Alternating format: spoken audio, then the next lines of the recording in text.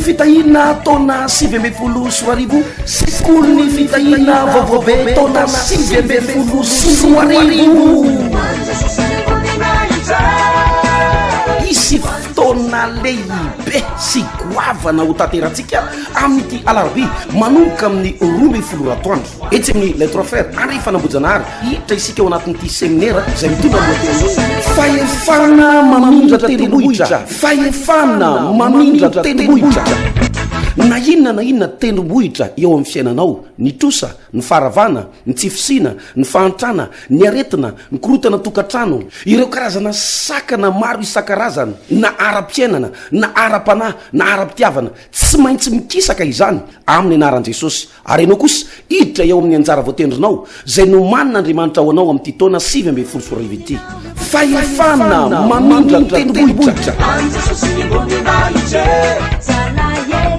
hanatanterantsika vavaka lehibe sy matanjaka andraisantsika fampianarana torolalana andraisanao fanalahidy misteryn'ny ten'Andriamanitra izay atonganao aomby sy hotahin'Andriamanitra ary ny fiainanao anaingy ho any amin'ny fiakarana ho amin'ny voninahitra ary tsy ambaka n'izany rehetrarehetra zany dia mbola ho amafisitsika ihany koa ny tsodrano avy amin'ireo ray aman-dreny ara-panahy ao anatin'ity volana ray manontolo ity dia ilayntsika ny tsodrano ny teny mpaminaniana ny teny mpinoana ny teny mpasoavana avy amin'ireo ray aman-dreny ara-panahy inandray ary ny andrasany andeha ifampitona andeha irodorodo andeha azakazaka hoetsy amin'ny les trois frères andrefa nambojana hary amin'ity alarobia amin'ny 12 ratoandro ao anatin'ny sekoly ny fitahina 20 izay mitondra no hevitra hoe fahefana mamindra tendrombohitra fahefana mamindra tendrombohitra fotoana lehibe io fotoana goavana amin'ny van'Andriamanitra ny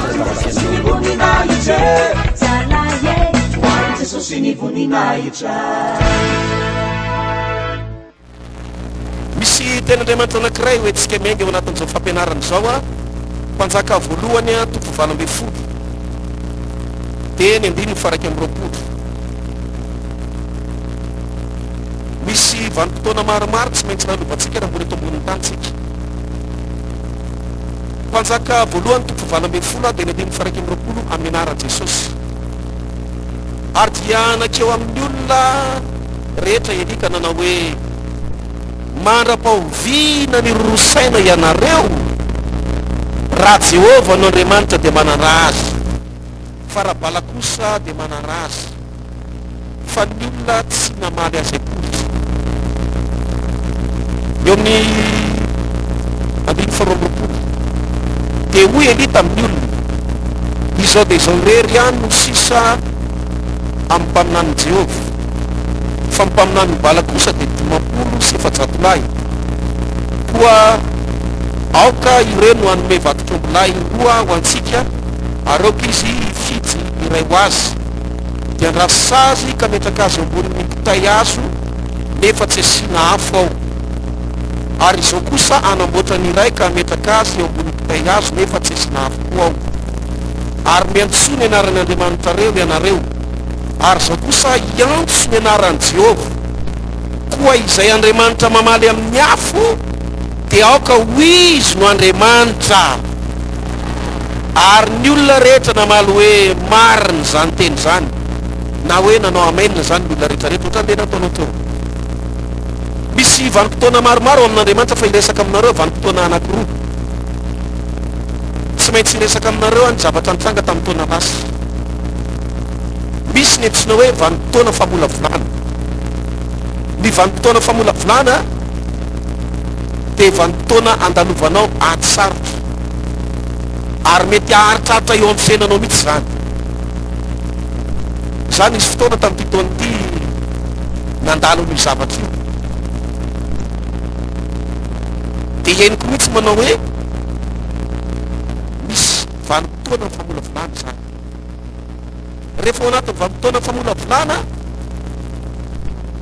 dia misy karazana fizantoetra marobe lalovanao misy karazana ady maromaro tsy maintsy mitranga eo amin'ny fiainanao ary na misy fotoana renao te hifaly satria misy valimbavaka voarainao na fandresena dia tsy afaka mifaly ianao satria mbola eo ihany ny ady zany antsoina hoe vanim-potoana famolavolana manamboatra anao Andriamanitra ary mifanesy eo aminao re karazana ady sy olana marobe zay tsy nampozinao. Maro amintsika no nandalo amin'izany tamin'ny taona lasa, anisan'ny tena firy aminareo mba natsapa famolavolana tamin'ny taona lasa tsangany ny tanana. Misy sady mafy lalovanao a, naharitraritra mihitsy le izy, misy zavatra be dehibe nandalo teo amin'ny fiainanao tamin'ny taona lasa ny tsangany ny tanana. Dia izany ny antsoina hoe taona famolavolana. Misy zavatra tsy tianao be dehibe nefa avelan'Andriamanitra hitranga eo amin'ny fiainanao. Misy zavatra tsy irinao sady tsy eritreretinao nefa avelan'Andriamanitra mandalo eo amin'ny fiainanao. Izany ny antsoina hoe famolavolana. Tsy maintsy mandalo an'izany ny mpino sy ny kristianina andova ny fiainana mandrakizay. Ary misaoran'Andriamanitra fa tamin'ny alalan'ireny famolavolana ireny a natonga anao lasa mpanompon'Andriamanitra mahery sy mandroso tsara takan'izao. Tao mba ity tanàna mafy an'Andriamanitra isika noho ny famolavolana izay nataony. Fa faharoa dia misy ny antsoina hoe taona fankasitrahana, araka ny voalazan'i Isaia 5:7 dia 9:6. Misy zany ny taona famolavolana izay tena ohatran'ny hitanareo reny tanimangy reny, polipolesina, akapoka, velesina amin'ny kobay. Ary rehefa tena hivoaka amin'ilay endrika vazy le izy na pomboninkazo dia lefa any anaty iny ho an'izay mahay, alefa any anaty afo mihitsy le izy. Izany hoe tena mangotrakotraka mihitsy ny ady ao anatin'ilay famolavolana. Fa rehefa tonga indray ny taona fankasitrahana dia izao ny zavatra mitranga. Manomboka mamonjy ny olona io Andriamanitra ary mamangy ny olona io sady mampiakatra azy. Ary za vao niteny mihitsy iny ana ny andrasako rehefa le réveillon.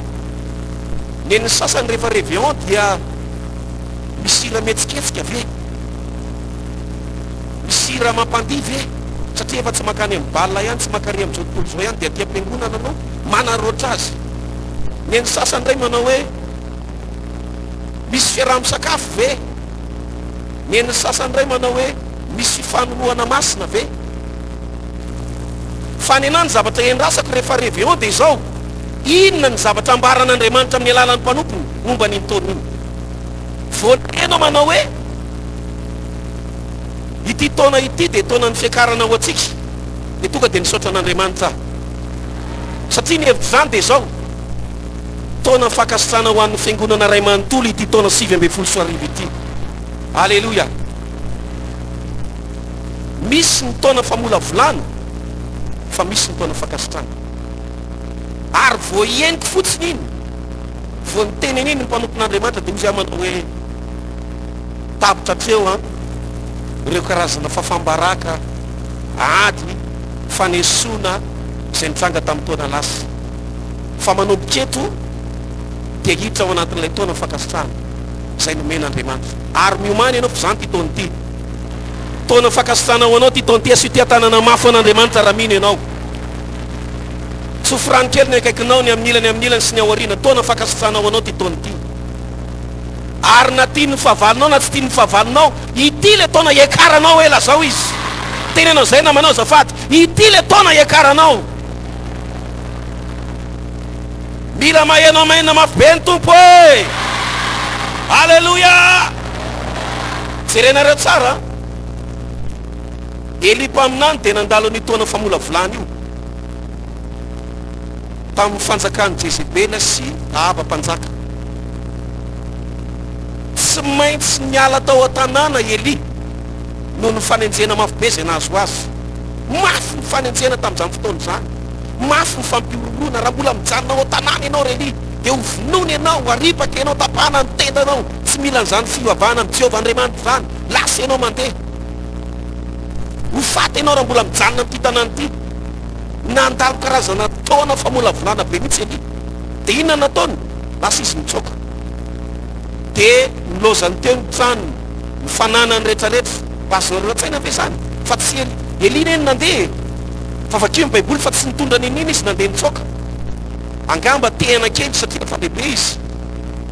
Fa ny tranony navelany tao an-tanàna, ny fananany rehetrarehetra izay nohariana nandritry ny taona maro nielany, tavela tao an-tanàna. Ny namany izay efa mifankazatra taminy, mifampiresaka taminy nielany, izy rery ny lasa mitsoka. Misy amintsika tamin'ny taona lasa iny, misy zavatra nangalarina teo aminao. ary nakarary ny fonao zany. Misy zavatra niesorona teo aminao, asaka tsy zakanao mihitsy nandalo an'izany manao hoe fananinona moa ity zavatra ity niesorona teo amiko, fananino ty zavatra ity no nalaina keriny teo amiko, fananino ty zavatra ity tsy nomena.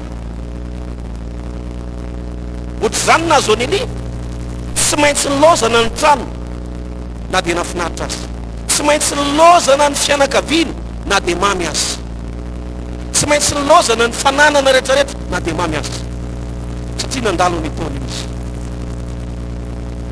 Ny fotoana ianao tamin'ny taona lasy mamela kely ianao fa tsy maintsy niezaka ny amin'ny taona lasy sika mba hijerentsika ny taona ho avy.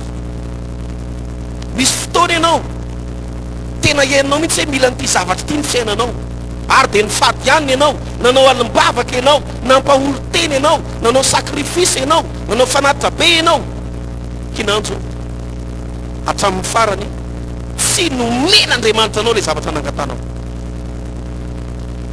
tao anatin'ny taona lasa. Ary nisy fotoana ianao saika nanamelo tena manao hoe Andriamanitra miaraka amiko ve ianao e, tena mbola mitantana ve ianao e, tena mbola momba ve ianao, zao ve ny zavatra mitranga.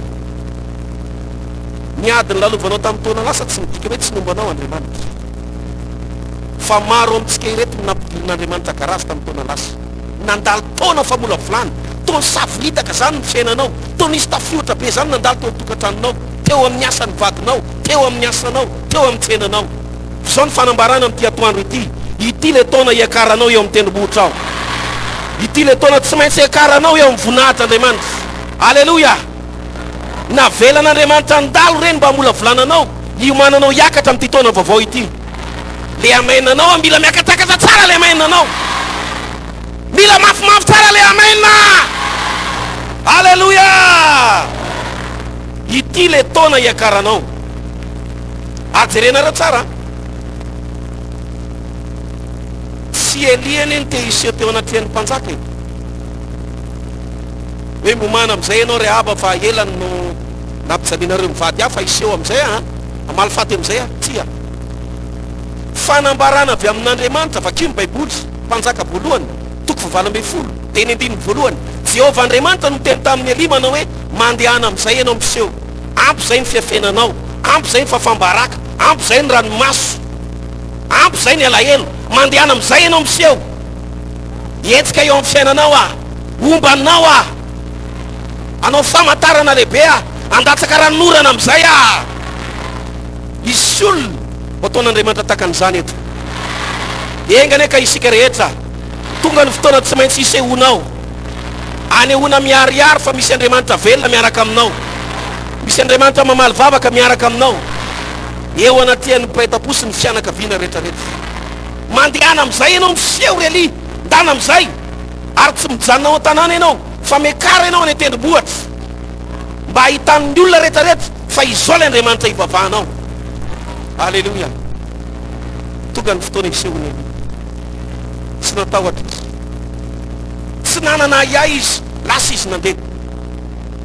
Marina fa somary mafimafy ihany misehony eo anatin'ny mpanjaka haba, satria Jezebela dia efa niteny mihitsy manao hoe raha vao mihaona amiko iny lehilahy iny tapahako ny tendan'iny. Fa Eli natoky an'ilay ten'Andriamanitra manao hoe fanambarana avy amin'Andriamanitra io dia tsy maintsy mandeha. Ninina mety mbola ketrehan'ny mpamosavy eny ambadika any, ketrehan'ny mpiray-tam-po aminao, mpiara-mivavaka taminao taloha, olona mpiray tanàna, olona tsy tianao, mbola hiazona ny fiainanao indray amin'ity taona ity, tsisy ambininy zany. Zay zavatra ataony rehetra tsisy ambinina aminao zany. Aleluia! Ary horeniletsika eto amin'ity toerana ity ny herin'ny devoly sy ny herin'ny maizina rehetra zay nampahory ianao hatramin'izay. Aleluia! Teneniko tany amin'ny samafa tamin'ny asabotsy lasa teo fa misy mpanompo sampy miezaka mampitombo ny heriny, dia ny kristianina varimbarina mangatsitsika, dia misy mandaitra ihany reny zavatra lefa mpanompo sampy reny ndraindray. Ao tsy haiko na Nigéria izy fa mety misy koa eto Madagasikara, mety misy an'izy io, misy mpanompo sampy malaza be, dia makany amin'le olona hoe za misy loatra zao manana problème amiko, fa tiako ampijaliana io olo io. Dia maka fanjaitra anankifito ilay mpanompo sampy dia ataony ambony tanana. Dia nalain'ilay olona tsy tia azy ilay sarin'ilay olona. Eto Madagasikara silo mihitsy afa misy an'izany. Nalainy ny sarin'ilay olona, hoe tia ny sarin'ilay olona, dia apetaka ilay mpanompo sampy eo amin'ny ridina ilay sary. Hozy izy ilay mpanompo sampy, aiza ho aiza mifaritra amin'ny vatan'io olona io ny tianao asiko amelezana azy. Dia miteny ilay olona tsy tia, tonga dia asio eo amin'ny lohany.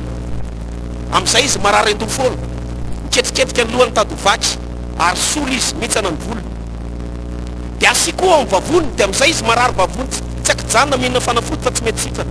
Dia asio ao amin'ny fody, dia asio any amin'ny tongony, dia asio fery any amin'ny lamosiny, asio fery any amin'ny rantsony any. Dia alain'ilay mpanompo sampy ilay fanjaitra anankifito, dia izy tsy maka an'io tsiraidray, dia apetanao ohatr'izao a, fataonao ohatr'izao io. Dia atsony ilay fanahy, ilay fanahy ratsy, dia tsofiny amin'izay ilay fanjaitra. Dia iny fanjaitra iny manidina, dia makany amin'ilay faritra izay tondron'ilay olona mpakahala, tsy fian'ilay olona. Dia amin'ny fotoana manindrona an'ilay sary amin'izay ilay fanjaitra, dia any an-dalana any na any an-tsena na any am-pivarotana na any am-piasaina ilay olona maheno zavatra mara. Ay, ohatra misy fanjaitra manindrona be ny kibo, ary ohatra ny tonga dia maninona ary zany lohako izany. Dia manomboka ilay olona manomboka megravy ny toe-pahasalamany sy ny tokantranony sy ny asany, ary manomboka mitsoroka amin'ny fiainan'ilay olona. Dia jerenareo tsara fa rehefa fanitsy ny kibo sainy anatin'ny tsinay io zavatra tsondromin'io olona io, dia ino ilay mahatonga an'ilay hoe lasa voan'ny kansera io, satria ampifamatora ilay mpanompo sampy amin'ny fanana fahafatesana ilay fanjaitra. Dia tsy tonga dia vonoan'ilay olona fa ataony mijalijaly aloha, ataony mijalijaly. Dia reny aretina azo avy amin'ny asan'ny démonie reny, raha hoentina makany amin'ny dokotera reny, dia vao mainka ohatra ny hoe mahazo laka ilay fahasalamana. Fa izany tena zava-misy misy amintsika mifona amin'ny teny am-piteny. Misy fotoana tsy hita ny atin'akanjonao, miay eo tokotany le izy, fa hariva ny andro liaka an'le izy ianao, nakaiza ary ilay soutienko teto, le atin'akanjoko teto. Misy akanjo fanaovanao tsy hita tampokelo izy, dia gaka ianao fanakaiza le akanjo, fanakaiza ny sarin-dohako, fanakaiza ny ohatran'izao. Misy sarinao koa indrandray, ianao tsy mahalala inina fa olona namanao miditra ao an-tranonao ihany le olona mamosavy ianao, dia mody mijery album, tena ny album anareo, dia ianao koa tsara fanahy be. Dia tsoahany moramora le sarinareo mivady, dia hoentina makany mpanompo sampy, na alefan'ilay mpanompo sampy any anaty fasana le izy. Dia manomboka eo amin'izay ny fiainan'ilay olona lasa ohatrany any anaty fasana, manofo maty foana, manofo mahita maty, ny zavatra rehetra ataony tsy misy velona fa maty daholo, tsy zavatra manjara, satria zany ny ataon'ilay mpanompo sampy eny ambadika any. Dia reny zavatra reny fitaovana azony taminao reny no entina makany mpanompo sampy, dia reny no androzonany ianao sy atonga ny fiainanao mitsingoloka ka enjera amin'ny tany. Misy indray a karazana mpanompo sampy, alainy ny date de naissance anao. Dia misy karazan'olona rehefa akaiky ny anniverserany na ny anniverserany fanambadiana izy mivady, dia tsy maintsy misy marary eo an-tokantrano, tsy maintsy misy zava-doza, tsy maintsy misy olana mitranga, tsy maintsy misy korotana matsiravina be rehefa akaiky ny anniverserany na ny anniverserany mariazy. Satria io daty ny anniverseranao io nisy mitondra nakany amin'ny mpanompo sampy, dia amin'ny alalan'io daty io ny anakorontanany ny fiainanao. Fa amin'ity taona ity, ianao zay tonga eto amin'ity toerany ity a, ny fiadiana rehetrarehetra zay namelezana anao tamin'ny taona lasa, tsy misy ambinina aminao zany. Mila orakoraka aleloia semena mafy zany, aleloia, tsy misy ambinina aminao zany. Ary ny herin'ny mpanompo sampy rehetra zay namelezana anao tamin'izao voalohany taona zao na tamin'ny taona lasa, mbola manandrana ihany izy amin'ity taona vaovao ity, tsisy ambinina aminao zany. Aleloia. Ity le taona tsy maintsy ekaranao, tsy izany manambaran'izany fa Andriamanitra. Tsy elite hiaka tany an-tendrombohitra ka iseho amin'ny olona, fa Andriamanitra ny teny manao hoe mandeha any ianao, mila miseho amin'izay ianao, mila miaka tany an-tendrombohitra amin'izay ianao. Zao le fotoana tsy maintsy ekaranao. mila miakatakata ho any amainanao azafaty, tenenina manao azafaty, izao le fotoana tsy maintsy akaranao. Na tiany favalo na tsy tiany favalo, izao le fotoana tsy maintsy akaranao. Miomana fa tsy maintsy akatakata ianao. Alleluia, alleluia. Ary mialatsiny amin'ny teny ity teny ity, fona aminareo amin'ny teny ity. Ninninna herin'ny mpamosavy, herin'ny devotsy, herin'ny maizina rehetrarehetra, mpilalao otsy, mpanao mazia, mpanainga fanahy, zay niazona ny fiainanao, namotika ny fiainanao, nandrava ny fiainam-pitiavanao, nanakana ny lalanao rehetrarehetra, amin'ny anaran'i Jesosy Kristy miala eo aminao zany, ary miverina any amin'izay naniraka azy, sady mitsangana ianao no miteha-tanana milaza hoe amainina be zany. De laza hoe miverina any amin'izay naniraka azy. Malefaka loatra zany. Ka ianao matahotra, ka ianao matahotra, ka ianao matahotra, laza hoe miverina any amin'izay naniraka azy. Ampiasao ny tananao azafady, teneny mafy tsara. Zao ny tenenao, ino tsara? Tsy raha mpitsy fa androany a, mila miverina amilony ny zavatra rehetra eo amin'ny fiainanao. Ekena sa tsy ekena? Firy aminareo manaiky an'izany tsaka ny tanana. Dia zao ny tenenao, ny fampahoriana rehetrarehetra zay rehefa mifahavalo sy ny herin'ny devo rehetrarehetra zay ny raha namotika ny fiainako, verina any amin'izay naniraka azy.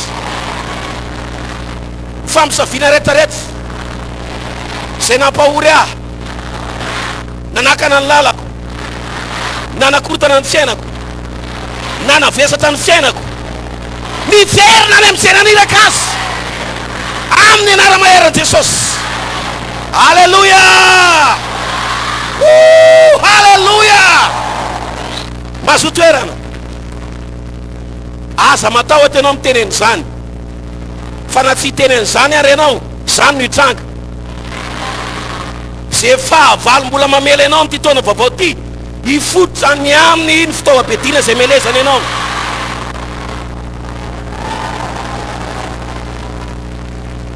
Jerenareo tsara, Eli tsy sanandeha nakany amin'ny aba raha tsy niantoka azy Andriamanitra. Hoe andeha Andriamanitra ao, fa fantatrao tsara nefa i Jezebely ange ny teny amono ahy e.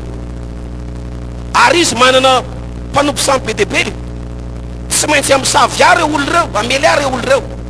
Fa Andriamanitra niantoka any Eli manao hoe mandehany ianao, fa za ombanao, omba ny vavanao ah, ary ao aminao ny famantarana.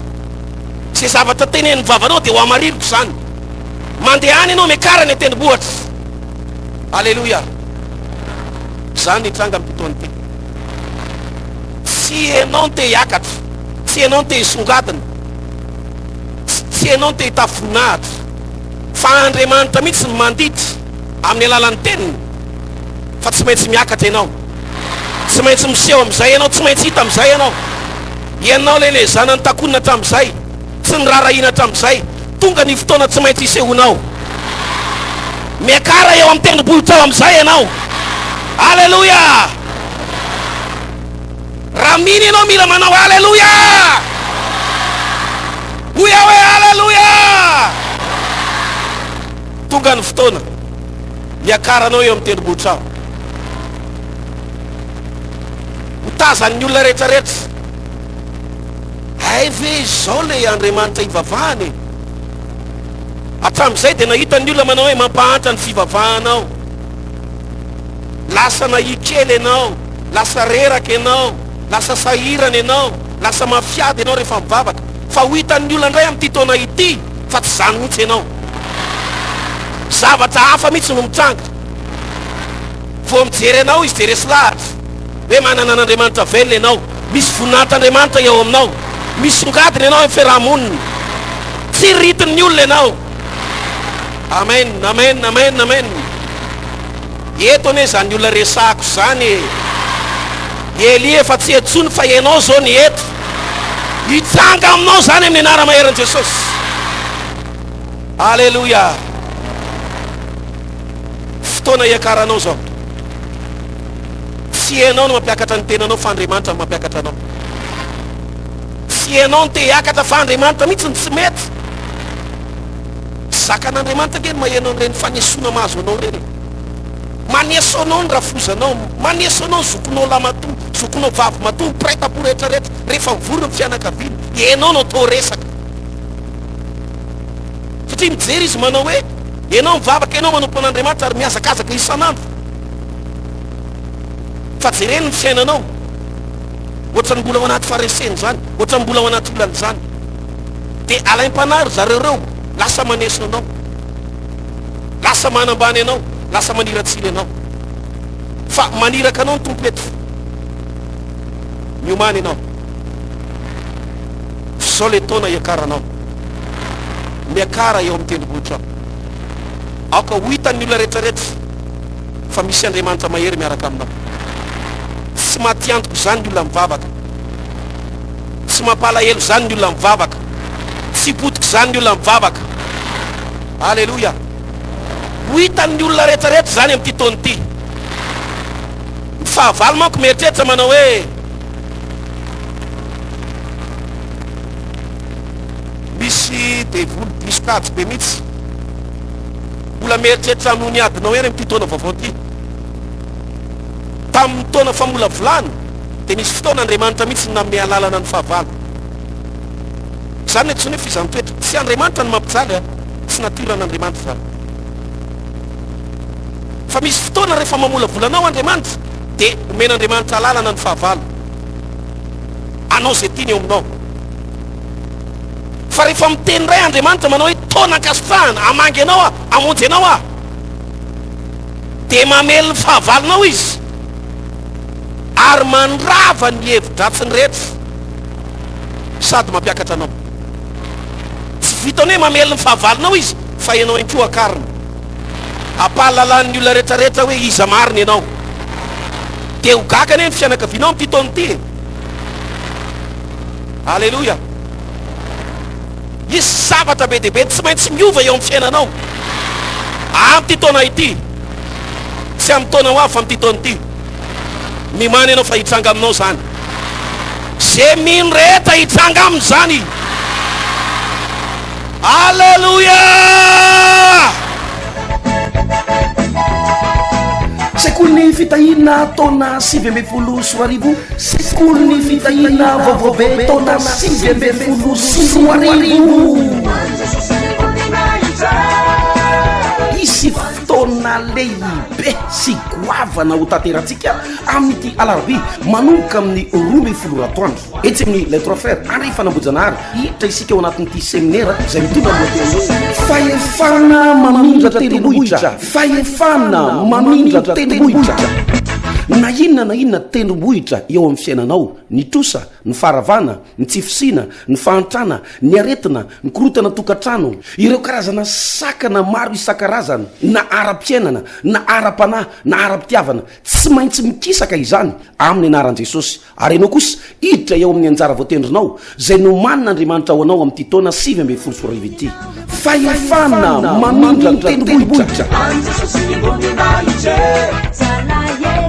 Hanatanterantsika vavaka lehibe sy matanjaka, andraisantsika fampianarana, torolalana, andraisanao fanalahidy, misterin'ny ten'Andriamanitra zay atonganao aomby sy hotahin'Andriamanitra ary ny fiainanao anaingy ho any amin'ny fiakarana, ho amin'ny voninahitra. Ary tsy ambaka n'izany rehetrarehetra zany dia mbola ho amafisitsika ihany koa ny tsodrano avy amin'ireo ray aman-dreny ara-panahy ao anatin'ity volana ray manontolo ity dia ilayntsika ny tsodrano, ny teny mpaminaniana, ny teny mpinoana, ny teny mpasoavana avy amin'ireo ray aman-dreny ara-panahy. Inandray ary ny andrasany andeha ifampitona, andeha irodorodo, andeha azakazaka hoetsy amin'ny les trois frères andrefa nambojanahazy amin'ity alarobia amin'ny 12 ratoandro ao anatin'ny sekoly ny fitahina 2024. Zay mitondra no hevitra hoe fahefana mamindra tendrombohitra, fahefana mamindra tendrombohitra. Fotoana lehibe io, fotoana goavana anovan'Andriamanitra ny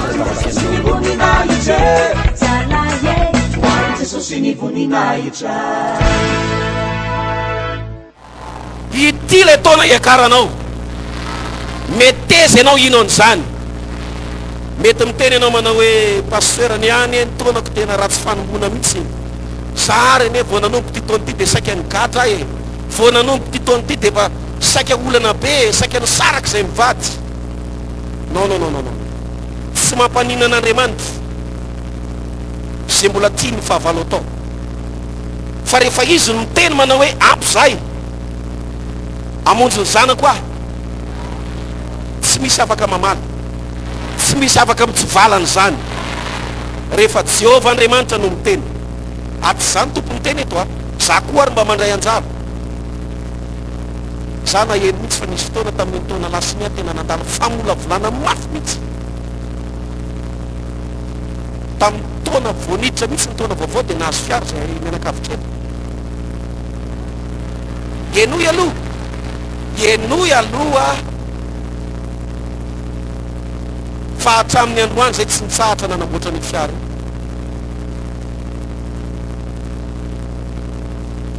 Ianao zany mba falifaly manao hoe anany le fiara misy soratra avandra le ohatran'ny leraka be ao ananao. Aloha tsoroko aminareo maro. Ato misy miteny hoe mahereza Pasteur misaotra e. Tamin'ny taona lasa zany, fa amin'ity taona vaovao tia mahazo fiara vaovao sady matanjaka. Manaova maina de hoetiko ianao. Fa tsy zay ihany fa maro aminareo reo nandalo famolavolana be mihitsy tamin'ny taona lasa. Ary de mbola mieritreritra ny fahavalo manao hoe mbola zany ihany ty taona tia. Tsia! Lasa hoe tsia! Lasa hoe hafa mihitsy ty taona ty! Alleluia mafy be!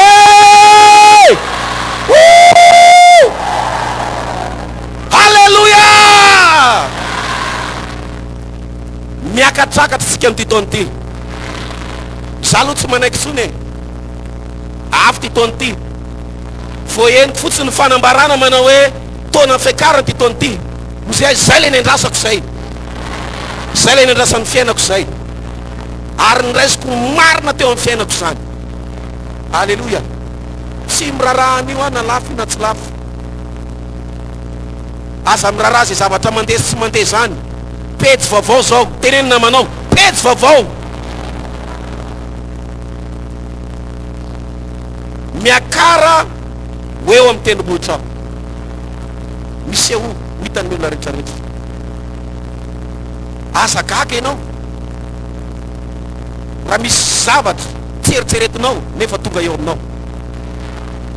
Satria tsy ianao tamin'ny taona lasa manko mety misy amintsika tratran'ity zavatra ty. Ianao no niezaka mafy ho tonga eo amin'le toerana. Ianao no niezaka mafy hipetraka eo amin'le toerana fa tsy neken'Andriamanitra. Fa amin'ity ndray ianao manao zay tokony atao fotsiny fa Andriamanitra indray manosika anao ho any amin'le toerana. Anao io seza io, anao io toerana io, anao io fiara io, anao io trano io, anao io tany io. Zay manao amen na mahazo. Alleluia! Zay manao amen na mafy rehetra misitonizy zao. Tsy ianao no miezaka fa Andriamanitra mihitsy manosika anao. Elia, tany ianao mandeha, miala ty anaty zoe aty, aza miafina tsony ianao, ampy zay mifafambaraka, ampy zay ny Yesu. Tadidiko tsara ty fiara ty eo amin'le fotoana tokony tena ilana azy mihitsy, eo izy nidondra. Tetsy pasika tetsy amin'ny esansa tetsy ao anatin'le hiditra rond-point iny de miteny ny polisy manao hoe anareo zao mandeha.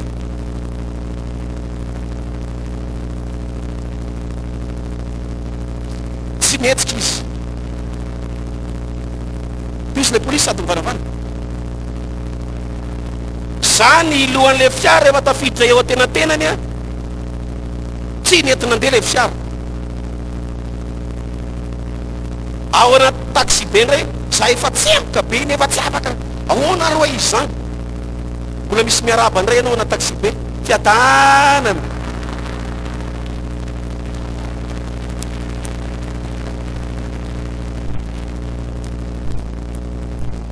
Eo amin'le fotoana tena ilavanao azy mihitsy. Misy amintsika ny tratran'izany, tsy za rery ny tratran'izany. Misy fotoana ianao tena ozy izy ianao eto kosa aloha tena mba mila miseho mivoninahitra Andriamanitra fa tsy namaly Andriamanitra. navelan'Andriamanitra ifaly ny fahavalo. Fa ity taona ity hafa mihitsy ty taona ity. Asa ianao raha mihinao an'izany, fa za mihinao an'izany a, za mihinao an'izany a. Ity le taona iakarako amin'ny ambony indrindra. Alleluia. Anehoan'Andriamanitra amin'ny olona rehetrarehetra fa zanany a, mpanompony a, ny rahany a. Taka an'izany koa ianao. Ohatr'izany nazo any Elia, nisy fotoana izy saka hitsoka mihitsy. Tena nitsoka mihitsy moa e. Zaka nitsony miady dia lasa izy nitsoka. Mety misy antsika eny tamin'ny taona lasa tratran'izany mihitsy e. Hoe ahoana ary ny ataoko hoe inona ny tokony ataoko, efa te hitsoka mihitsy a, te handositra mihitsy a, te hiala mihitsy a. Saika ny alanao hatramin'ny vadinao azy, ny ankonanao, satria mafy loatra ny ady. Fa Andriamanitra mbola niazona anao hoe tsy mahazo mitsoka zany ianao. Eo ihany ianao rahalahy, eo ihany ianao ranabavitra. Fa ho avy ny fotoana tsy maintsy ampiakariko ianao. Ary izy le mpanompon'Andriamanitra anankiray zay, eo amin'ny toerana nahavabarakanao ihany no toerana tsy maintsy isandratanao. Tsy mahazo miala eo ianao raha tsy mahita ny olona rehetrarehetra fa misandratra ianao, miakatra amin'ny fiainanao. Alleluia. Fa raha miala eo ianao nefa tsy niseho mivonahitran'Andriamanitra, ohatra ny efa baraka zany ny anaran'Andriamanitra.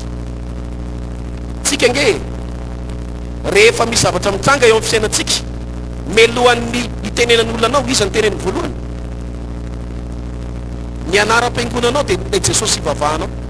Zany ve mba mpivavaka, zany mba mpiseho mafana fo, zany mba mpiseho kristianina. Jereto i fiainany. Ary za te hiteny amintsika, ty tsodrany ty aza dinao rehefa manoso ny tokantranonao ianao androany. Mila zava-baovao ny tokantranontsika. Tena mila zava-baovao mandroso ao anatin'ny tokantranonao. Fa natsikaritra fa misy tokantrano maromaro tato ato, lasa tsy misy zava-baovao tsony mandroso ao anatin'ny tokantranonao. Efa niteneniko tamin'ny viny izy, namangy tokantrano anankiray, za tsy dia mampamangy tokantrano fa misy fotoana tena tsy maintsy mamangy. Mipetraka teo ambonin'le seza, tsy nety nijanona le resort. Tamin'ny voalohany aloha falifaly tsara hoe ohatran'ny hafa kosa izany hoa. Fa rehefa tsy nety nijanona le izy tonga saina ihany amin'ny farany. Ohatrany aiza kosa rahako raha tsasakatiny a mamangy anareo ao an-trano. Dia manao an'izao foana le seza. Ohatrany tsy normalina tsony. Avy le anabavy avy any.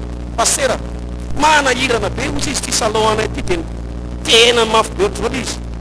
Taona ohatran'izay. Kay maty le resort angambany. Dia mihevitrevitra fotsiny le izy. Tsakijany. Ka vao tonga ao tokantranonao ianao androany hariva, vao mirafy ty fotoana ty, tsy hofran'ny tokantranonao. Mila miditra eto amin'ity tokantranoko ity ny zava-baovao. Reto, mila misolo. Ha, alleluia! Ry seza tsisy tongony anankiray, tsy ampy tongony anankiray, lasa mandeha. Tonga dia esoro miala tao fa aza mbola hoe alao aloha rehefa mahasolo mihitsy voalany ty teny tongony ty e. Avy any ny vahiny. Aza mipetaka amin'io a, ty sezanao aza mipetaka amin'io.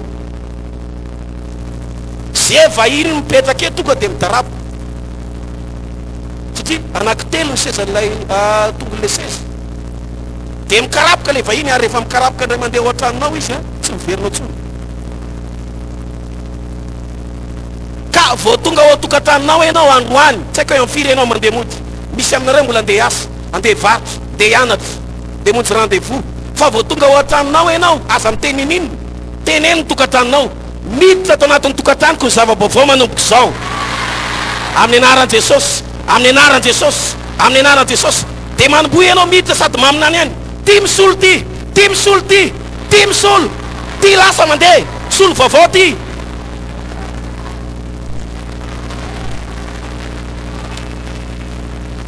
Afaka volana roa na ray sy tapany izy olona hiditra ao anatin'ny tokantranonao dia tampombavy izy.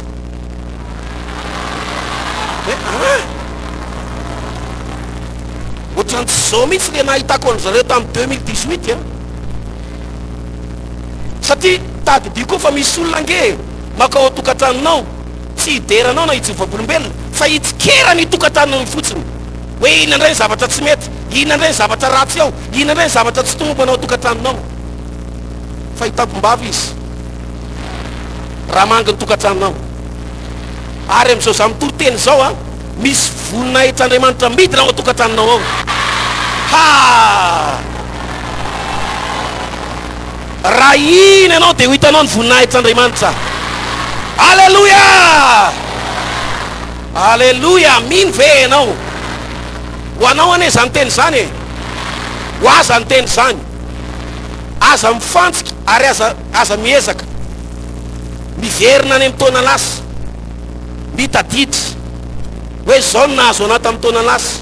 Zao zao no dia mikajikajy ianao hoe ohatrohatran'izany ihany koa zao ny zavatra hitranga amin'ity taona ity ty aho. Samy hafa mihitsy. Raha tsisy planin'Andriamanitra intsony ny fiainanao efa nesoriny teto ianao. Ary aza mbola mihira n'le hira le mampiantso aingana reny aloha, le malasa vetivety reny. Hira fiderana zao no tokony hiraina am'izao voalohany taona zao. Aza le mihira le mandalo ady be reny aloha, aza de asiana an'ireny aloha fiainana. Zay le tenin'le mpitarika fotoana teo, jona rehefa nanomboka ny dera tozizy ny azandrano manao hoe misy olona mideran'Andriamanitra zany, tsy mety zany, tsy mety mijana tao anatin'ny kibitsika fa mila voky zany. Alleluia! Amin'ny fotoana ianao mideran'Andriamanitra misy zavatra mihetsika ao amin'ny fiainanao. Aza mihira an'le vao manomboka ny taona ny sasany dia mihira an'le etsiketsika ve makianao zany verangany hiranao vao manomboka ny taona. Misy an'le hira anankiray tsy mety lefiny mihitsy tsara le izy mety molo iraina any tsy fantatra fa misy olona mangano ho any mihitsy rehefa miran'iny. Miadireria hoe miadireria nananana tsara reny. Fa ny fiomanana tokony ataonao miomana fa hiakatra ianao. De raha ho Andriamanitra fanao zavatra izy, baiko n'Andriamanitra aminao amin'ny telaribity miakara eo amin'ny tendrombohitra ao. Mila mahita ny fiovan'ny fiainanao ny olona rehetra, na ny havanao na ny tsy havanao, na ny mpanetsika na ny mpakala, na ny tianao na ny tsy tianao. Alleluia! Mila mahita anao miakatra izy. Teneno namanao miomana ianao fa hiakatrakatra amin'izay aho hoe lazao isazakaka mihitsy ianao raha miakatakatra. Fa zany mihitsy amin'ity taona ity hoe amen, amen, amen, amen, amen, amen. Jerenareo tsara rehefa niantso an'ny Mosesy Andriamanitra ao amin'ny Exodus fa efatra amby roapolo dinadiny fa amby folo. Exodus 24:12, Deuteronomia 7:voalohany. Ozy izy Andriamanitra tsy zao izy izy nidina any aminao any an-tanàna fa ianao ny miakatra ty tendrombohitra. Tsy zany hidina makany aminao fa ianao ny miakatra makaty amiko eo amin'ny tendrombohitra. Misy hevim-be zany misy fotoana Jesosy efa naneritena ary nandalo teto amin'izao tontolo izao nanolotra ny ainy ary tena tonga ambany noho ny olona rehetrarehetra. Fa tsy zay tsony Jesosy amin'izao fotoana izao. Tsy zazakely izy, tsy saribakoly kely totrona ohatran'iny, tsy iny Jesosy. Fa izy lay mpanjaka ny mpanjaka sy tompony tompo, manana ny fahefana rehetrarehetra. Raha hiverina fandroana izy, tsy ohatra n'le tao an-trano nombotrony hoe aka endrika olombelona, dia hiverina any an-trano nomby, dia hiverina zanaky ny mpandrafitra tsy takan'izany intsony. Fa raha ho avy fandroana izy dia ho avy amin'ny voninahitra lehibe, hitsara ny velona sy ny maty. Ary mazava ny tenin'Andriamanitra tamin'i Mosesy na i Moïse na Eli koa azy. Rehefa anao ny fanambinao ianao Eli, aza ataony amin'ny tany lemaka mba ho hitan'ny olona rehetrarehetra. fa misy tendrombohitra antsoina hoe Karmel. De eo amin'ny toerana io ianao no mamory ny olona rehetrarehetra, ary eo no ahitany olona rehetrarehetra hoe iza lay Jehovah Andriamanitra ivavahanao. Takan'izany koa Mosesy. Tsy izaho izy Jehovah Andriamanitra ny hidina makany aminao any amin'ny fiangonana, fa ianao mekara ty amiko. Takan'izany ianao. Ity le taona isy toman'Andriamanitra anao hiakatra. Ary karazana efitrefitra rehetrarehetra ao anatinao, satria misy fotoana any anatintsika mihitsy ny sakana. Ao anatin'izao toriteny zao a, manomboka miala ao anatinao zany sakana rehetrarehetra zany. Karazana complexe sakana rehetrarehetra miala ao anatinao zany. Enatra, tahotra, fanahina, fanambanitena, miala! Alleluia! Misy fotoana misy amintsika efa rosoan'Andriamanitra fitahina sy fahasoavana. Fa tsy sa miakatra eo amin'le tendrombohitra. Za ve de mendrika an'izao, za ve de ohatra an'izao. Ary misy kristianina aza manao vavaka diso. Raha misy olona mitoriteny ara-panahy de misy an'izany tsika lalibe eto manomana fiainana mandrakizay. Ary zay no tena tamintsika. Ho antsika ho any an-dandritsika. Firy aminareo ny mino fa ho any an-dandritsika tsangano ny tanana. Asity tanana mafy tsara fa ho antsika. Fa zao anefa, raha mbola eto ambonin'ny tanitsika, tsy maintsy mila vola. Tsy maintsy mila mahita zavatra eo amin'ny fiainantsika ny olona. Tsy maintsy miaina eto amin'izao tontolo izao tsika. Ary tsy maintsy miditra eo amin'ny tontolo misy eto amin'izao tontolo izao. Aza miteny mihitsy ianao manao hoe Andriamanitra, azo mena vola be aso miverin-dalana. Fa inona kay mbola eritreretinao hoe hiverenanao lalana indray? Misy rahalahy zay na tonga saina ny resany a. Ary tsika rahalahy mila mitandrina tsara rehefa tahin'ny tompo. Zao ny teneniny. Zaho izy pasteur ohatra mbola te hanandrana zany. Izy amin'io mpanompon'Andriamanitra mpivavaka. Fa misy karazana fanirina zany ao anatiny ao te hanandrana ny fiainany zao tontolo zao. Za manko izy hita amin'ny pasteur zany le fiainako zany a. Vao nanomboka mbola kely zany zay de zay ny ray aman-dreninay de forceny mivavaka zany zay a. Na de tsy tena mbola mivavaka tsara de zay zany tsy tena hoe tsy niaina tamin'ny fanao zao tontolo zao zany zay. Ka za efa mivavaka zao zany pasteur de zao ohatra ny misy te hanandrana zany aty anatiko aty izy te hanandrana ny fanao zao tontolo zao. Mety zany sa tsy mety? Iza hoe ty rahalahy ty a tsy tena mbola manana fototra ara-panatsara. Fa zava-dozo zany hoe eo amin'ny fahasoavan'Andriamanitra ianao de mbola manandrana fiverenan-dalana, fampiteny any mivadika zany. Ka na tiana na tsy tiana mijery antsika zao tontolo zao, mijery anao ny fianakaviana. Ary io havanao manenjika anao io a te hita zavatra eo amin'ny fiainanao izy. Fa rehefa mahita zavatra miova eo amin'ny fiainanao izy, tampona ihany ny vavana. Ary anatona anao moramora izy. Hoe azafady, misy teny mahery nataoko taminareo tamin'ny taona ohatra an'izao fa de miala tsiny. Na re olona mamosavy anao ary de anatona anao moramora. Satria misy fanambitsika any aminy any. De miteny manao hoe nefa ianao tsy mahalala ininona, za matetika tratran'izany. Misy fanambitsika any amin'le olona mamosavy any. Hoe fantatry olona io anefa mamosavy azy ianao e. Dana makany aminy de mifona fa fatany iny ianao e. De avy le olona avy any. Fona pasteur fa de zay moa zany namosavy anareo zany zay de veriny fa fantatro le izy. Nefa ianao tsy mahalala ininona. Manatona anao ny olona rehetrarehetra rehefa mampiakatra anao Andriamanitra. Alleluia. Isotona anao izy hiakatra avy eo amin'ny toerana misy anao. Ary tsy ianao indray no midongy manao hoe Jesosy aloha am'izao mihitsy e, aloha Itsaly, aloha ao klebany Lazarosy e, Lazarosy, Lazara. Andriamanitra isotona anao hiakatra ianao ndray tsy mety. Aloha mihitsy azao e, aloha am'Itsaly Jesosy a, efa ho avy any ianao e, aloha Itsaly e, aloha Itsaly. ozy izy Andriamanitra ta Mosesy, tsy izany midina makany aminao ry Mosesy, fa ianao no mila miakatra makaty mba ho hitan'ny olona rehetrarehetra fa eto amiko ianao. Alleluia. Zany hitranga amin'ny fiainanao amin'ity taona ity. Na tsy ilaza zavatra be dehibe ary ianao tonga dia mahita ny fiainanao ny olona dia milaza manao hoe manana an'Andriamanitra ny olona eo. Ao amin'ny Andriamanitra. Kristianina marina io, mpivavaka marina io. Misy tanan'Andriamanitra ao amin'ny madama io, ao amin'io ramose io, ao amin'io ray aman-dreny io, amin'ny tanora io. Misy tanan'Andriamanitra mahery ao. Alleluia. Alleluia. Ampiakatra anao Andriamanitra. Isitona anao izy. Isitona anao izy. Arokaka ny olona hijery anao hoe fa ahoana e? Fa ino ty zavatra mitrango ty? Tam 2018 ny re kapitosy. Zay zao nindraman'ireny vola 2,5 millions.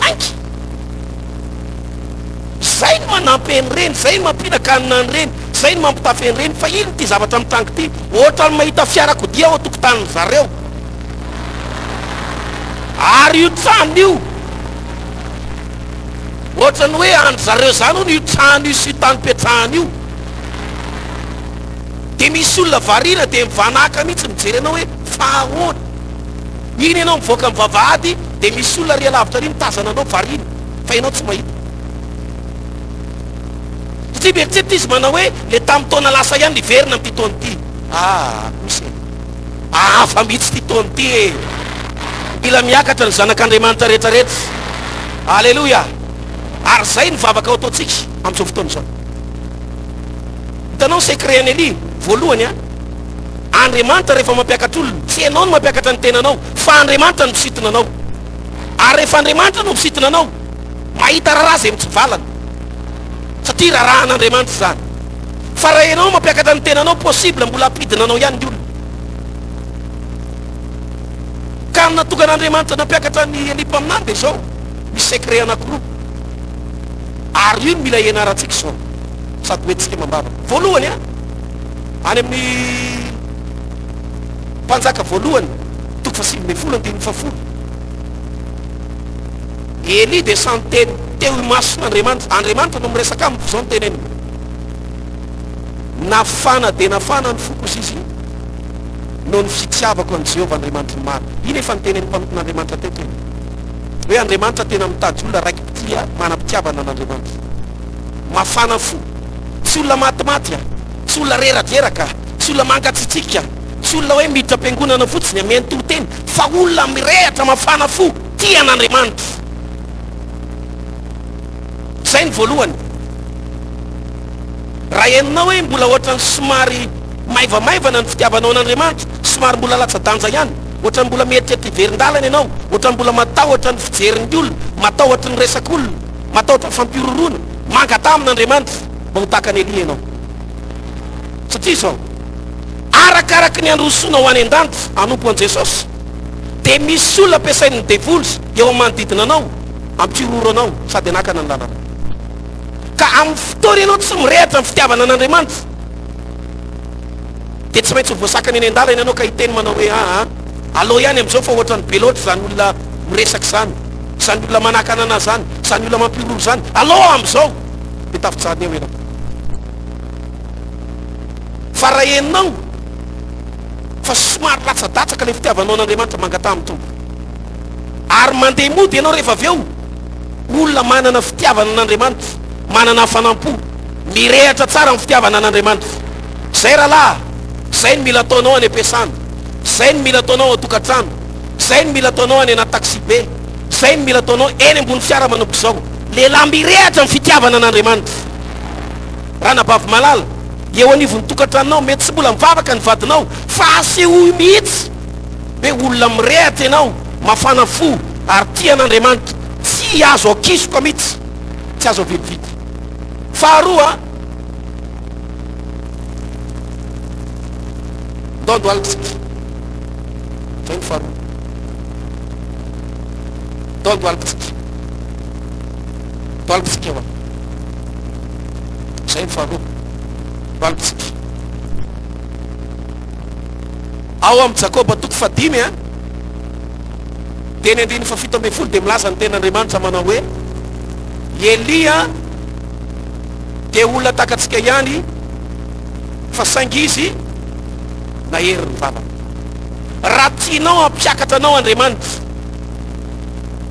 ataovy matanjaka tsara ny fiainam-bavaka anao mba ahafan'Andriamanitra misintona anao hiakatra tahaka Mosesy, tahaka ny Elia, tahaka ireo mpanompon'Andriamanitra maro be. Aza mieritreritra manao hoe io fa misy lalana misokatra, io fa misy olona mpiakatra, io fa misy olona manampy ahy, io fa misy manohana. Aza miteritra amin'izany ianao. Elia de olona takatsika fa saingy izy na hery mivavaka. Zay ny secret-ny Elia. Tian'Andriamanitra izy sady na hery mivavaka. Mangatamy tompo ianao amin'izao fotoana izao mba tsy hovarimarinany amin'izao fiainana izao. Tsy hovarina manoloana an'ireo teny mifavalo, zavatra ataony mifavalo.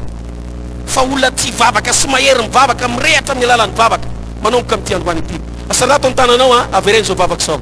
Jesosy io misaotra anao manokana fanampianatra ianao teto amin'ity toerany ity, sady nampahery ahy.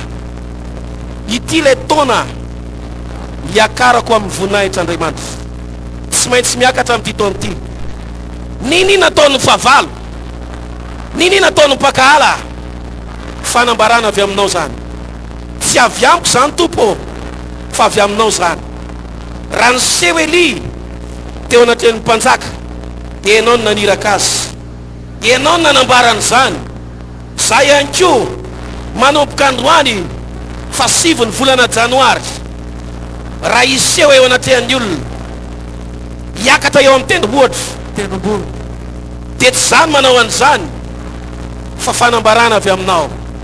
Andriamanitra amin'izao folakandro zao anamboatra ny tena koa, ho tahaka ny Elia mpaminany, ho tian'Andriamanitra iretareta, afana fo, ary indrindrandrindra ahery ivavaka, mba afako miakatra, afanao misintona Jesosy, ahery ivavaka, tsy ankina aman'olona, tsy antehatra aman'olona, tsy antehatra amin'ny vola, tsy antehatra amin'ny fananana, fa iantehatra amin'Andriamanitra irery ahy. Jesosy ahery ivavaka, tsy alaindaina ivavaka, tsy ho kamokamo ivavaka, manomboka amin'ny tiandroany ity, na eto am-piangonana zany, na ny anaty tokantrano. Ahery ivavaka Jesosy, ahery ivavaka, ahery ivavaka, ahery ivavaka, hitsangana manomboka androany, hiretareta manomboka androany. Jesosy foazo ndray le fitiavam-bavaka ty anatiko aty, hoentiko miazakazaka mandritra nyity taona ity 20 soarivo, taona fakasitana ho ahy, andeha lavitra Jesosy, mila solika fitaiza, mila hery misimisy aho, mila ositra avy amin'Andriamanitra, mila fahefana ara-panahy amin'ny alalan'ny vavaka. Jesosy ataovy tahaka ny Elia, tahaka ny Daniela, tahaka ny Davida, tahaka ny Abrahama, mahery mivavaka, manana faharetana ao anaty vavaka. Jesosy ho tia mivavaka manomboka androany, ho tia mivavaka manomboka androany, hiretareta manomboka androany, ho tian'Andriamanitra manomboka androany, amin'ny anaran'i Jesosy. Sekoly fitahina taona 20 soarivo, sekoly fitahina vaovaobe taona 20 soarivo.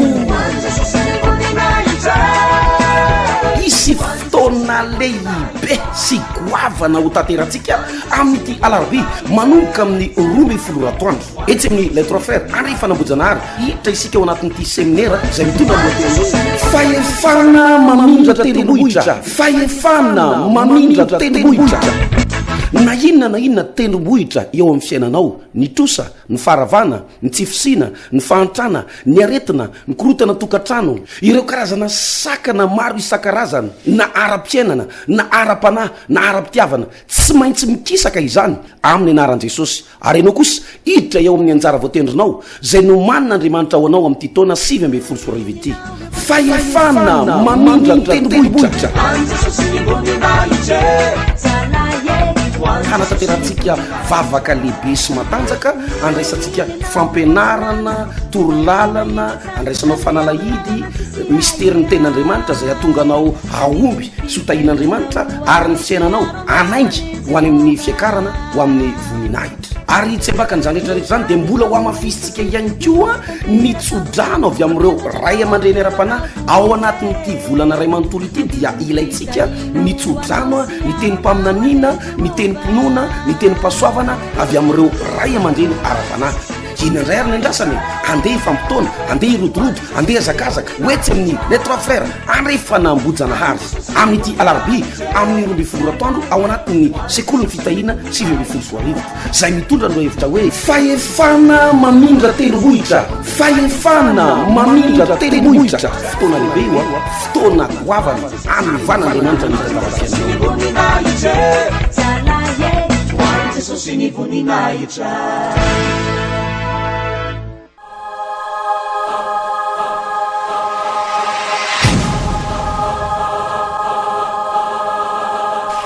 voninahitra ho an'andriamanitra rery ihany ny tsoroko vavolombelo eto zay zany teny ataranaka bebe tension mamanay matin'ny tension fa noho ny nandeha nanaraty an' jesosy a dia tsisy an'izany tension zany tsony voninahitra ho an'andriamanitra rery ihany ny fianakavianao mamanao matin'ny tension mamanay matin'ny tension dadatoanay matin'ny tension ny avany mamanay zany matin'ny tension daholo fa ianao tsy tratrana tension misy a misy fa noho nandeha mivavaka dia tsisy tsony ay firotaona zany zay firotaona nahafahanao tanteraka 3 taona dia afaka tanteraka tsy lamatsara zao tension ko 17 ary tsy ho fatina tension zany ianao e sa hoe tsy matina tension zany ianao tsy manana tension tsony fa any jesosy ianao any jesosy asiana tehaka mafany jesosy ary zay nanatanterahana za koa zany voninahitra an'andriamanitra rery ihany nitoroako vavolombelona eto hatram'izay nivavako sy natoko tamin'ny ampahafolo-karena sy fanatsa tsy narary zany tsony ny zanako fa ny zanako mifanitona foana isaky ny tonga ny akaiky mifaranvolana dia mifanitona dia la ny volany dokotera foana dia noho nandeha mivavaka tsy narary tsy mifanitona tsony fa mifanitona foana koa le zaza mifanitona dia nanao ampahafolo-karena sy fanatitra ianao dia tsy fanaovana ampahafolo-karena sy fanatitra dia misy fahasoavana ao ambadika io fahasalamanao manokana fotsiny raha dia hiterana an'andriamanitra asiana tehaka mafany jesosy zany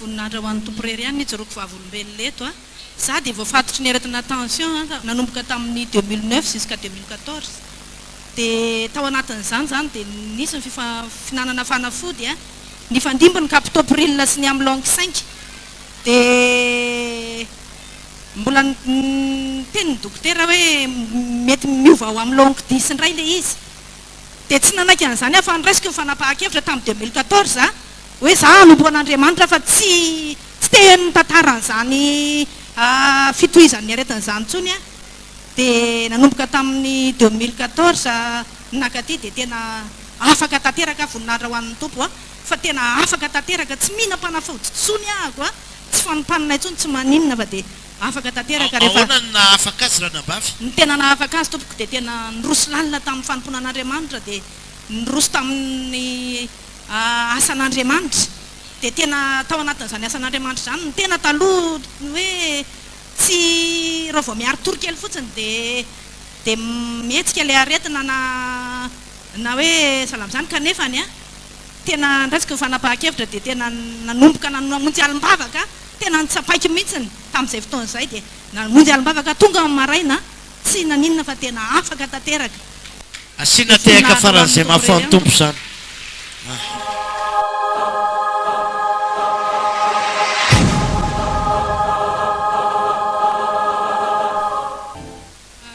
nabavy antanirina ny anarako voninahitra ho an'i jesosy rery ihany ny josoroako vavolombelona eto a ny zava-magaga nataon'andriamanitra tamin'ny miora zany ny anaran'ilay zaza izy ity narary nanomboka teo amin'ny 20 andro naterahany mandra-pahatonga ny 3 taona sy tapany dia ny fiseho an'ilay aretina zany fotsy atratra izy tena fotsy be tsy ohatran'izao sy mavita mipetraka voapetraka dia mividy tsisy hery mihitsy zany hoe entiny mijorona mitsangana dia nanantona dokotera izay dia nanao bilan teo amin'ny impito teo zany a vao fantatra hoe impito nanao bilan impito tamin'ny institut Pasteur izay efa lany vola be zany satria bilan iray eo amin'ny 1,200,000 eo dia rehefa hita reo bilan rehetrarehetra reo a dia fantatra hoe leucémie zany tsy fampindrany na azo azy dia io tsy fampindra io a niteraka aretina tao anaty fony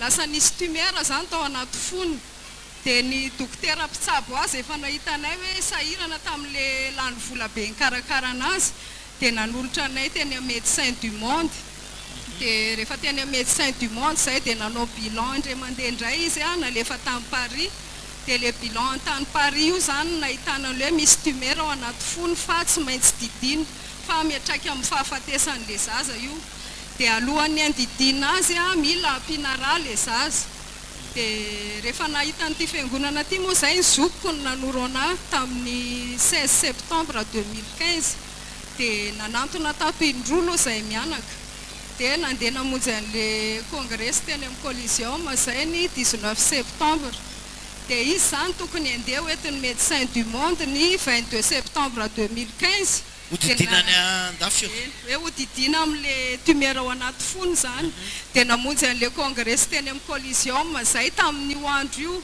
ndray andro io no ny délivrena zany izy a dia ny 22 tokony daty andehanany nakeny amin'ny OMI izay nanao ny fizahana farany alohan'ny itondrana azy sy le hoe anampianarahana azy zany dia vazaha fito a sy malagasy ray ny nandray an-tanana anazy tao amin'ny OMI le vazaha avy amin'ny médecin du monde dia rehefa nijereny zareo teo le dossier zany dia ohatry ny ela be tao le zaza rehefa tsy matsindro izay mivady efa ahoana momba miora dia niantso izy avy eo madama ozy dossier an'ity zanako ty daholo ve reto eny dokotera ho a ty zanako ty ozy izy ohatry ny zaza tsy marary a fa ahoany reto dossier reto dia bilan efa vita rehetra io dokotera ho a hatramin'le tany an-dafy a fa marary io zanako io alefa androany 22 hodidina any an-dafy eto mody ny zanako madama ozy izy fa zaza salama ny manoloana antsika eto Alleluia dia teo moa zany dia ohatry ny gaga ihany satria efa hoe reo bilan rehetrarehetra reo manamarina fa hodidina ty zanako ty a nefa aveo indray ny écho farany manamarina hoe cœur normal ne pas revoir zany hoe salama tsara le fony tsy mila fizahana ntsony zany dia rehefa nanontany moa zareo inona ny nataonao madama ozy dia nivavaka ho aza aiza ny fiangonanareo ao amin'ny vahoan'ny olo koa fa zay vao aingana ny tonga atao fa tao no nitondrana mambavaka anazy Alleluia le ana mihitsy tiako fantatra 19 nareo namonjy teny amin'ny Coliseum 22 hoe efa hoe tena iaingo tokony iaingany ihany zany hoe tao anelanelany 19 sy 22 zany nanao zavatra Andriamanitra misy miracle nataon'Andriamanitra misy miracle ngeza be natonga aminao teny amin'ny Coliseum zany ela asoteka sorakorake Alleluia hatramin'izay zany hatramin'izay 19 septembre zay ka hatramin'izao tsika zao a eny taona zany miora amin'ny 21 tsy ninam-panafody momba n'io aretin'io tsony izy na kely ary Alleluia siteke mahafinaritra zany sy nampinara izy hatramin'izay ka hatramin'izao a matanjaka tsara ary saina tsara ka tsy ararotsony ana izy ary tamin'izany fotoana zany era zany le aretiny nisy fiatraikany a miongotra ny volony dia nefa zao zany na ny olona rehetra gaga mahita fa lasa lava volo be miora nefa efa ohatrany hoe sola zany izy taloha no le aretina natonga an'izay dia zany asan'Andriamanitra daholo zany dia hatramin'izao zany ninona aretina mahazo an'izy io a dia amin'ny hoe manambady zany ny tena dia manaiky ny vadinao ianao hoe entina any amin'ny dokotera izazy io rehefa marary fa ao amin'ny dokotera mihitsy izy no miteny hoe za dokotera tsy nampanafody fa hivavaka za mivavaka Jesosy manasitrany dia ohatrany hoe tonga ao amin'ny dokotera fotsiny ianao maka fanafody a fa tsisy mandaitra miora reo tena tsy mety mihinana izy nataonao zany areo mena vitamine miora patanjaka azy dia laviny tsotra zao hoe za mivavaka fa za tsy hinana an'io Alleluia asina tehaka sorakorake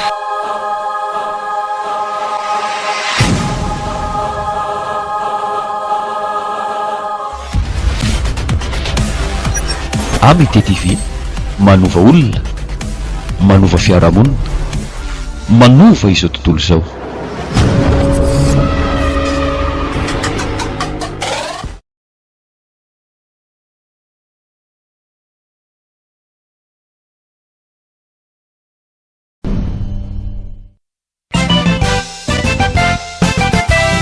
Préparé, tjo!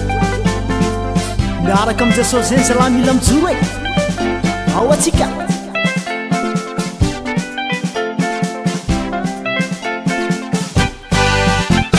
Azavarina miny fanaony izao tontolo izao ianao.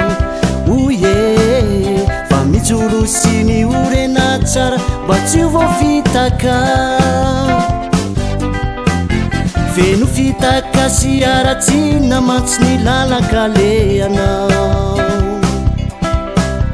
Ka aza tianorenanao fo loatra mba tsy ho very anao. Azavarina miny fanaony izao tontolo izao ianao. Oye, fa mijoro sy miorena tsara mba tsy ho voafitaka. Feno fitaka sy aratsina mantsy ny lalaka le anao. Ka aza tianorenanao fo loatra mba tsy ho very anao. Mila mijoro zao sy anao, mila mijoro zao sy anao, mila mijoro zao sy anao, mila mijoro zao sy anao. Amin'izay samy tafity isika. Mila mijoro zao sy anao, mila mijoro zao sy anao, mila mijoro zao sy anao, mila mijoro zao sy anao. Amin'izay samy tafity isika.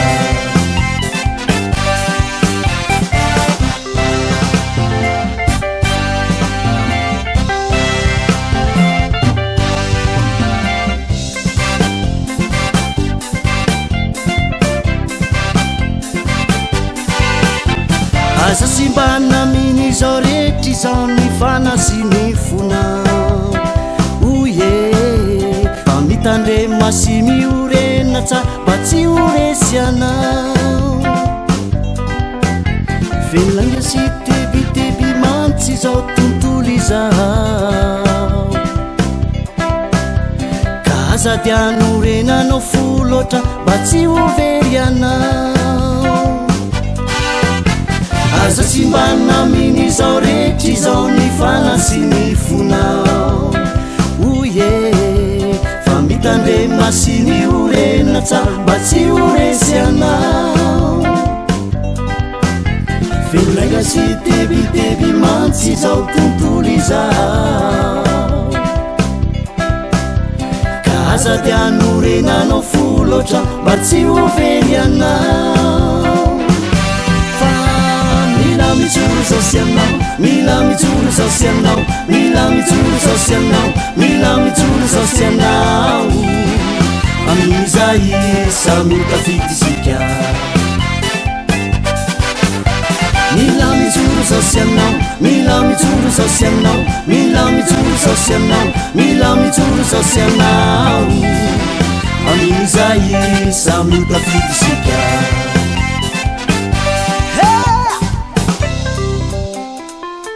Reculez-vous.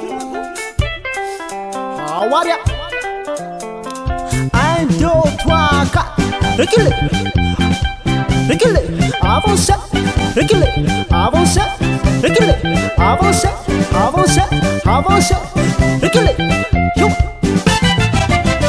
Mila mijoro zao sy anao, mila mijoro zao sy anao, mila mijoro zao sy anao, mila mijoro zao sy anao. Amin'izay samy tafity isika. Mila mijoro zao sy anao, mila mijoro zao sy anao, mila mijoro zao sy anao, mila mijoro zao sy anao. Amin'izay samy tafity isika.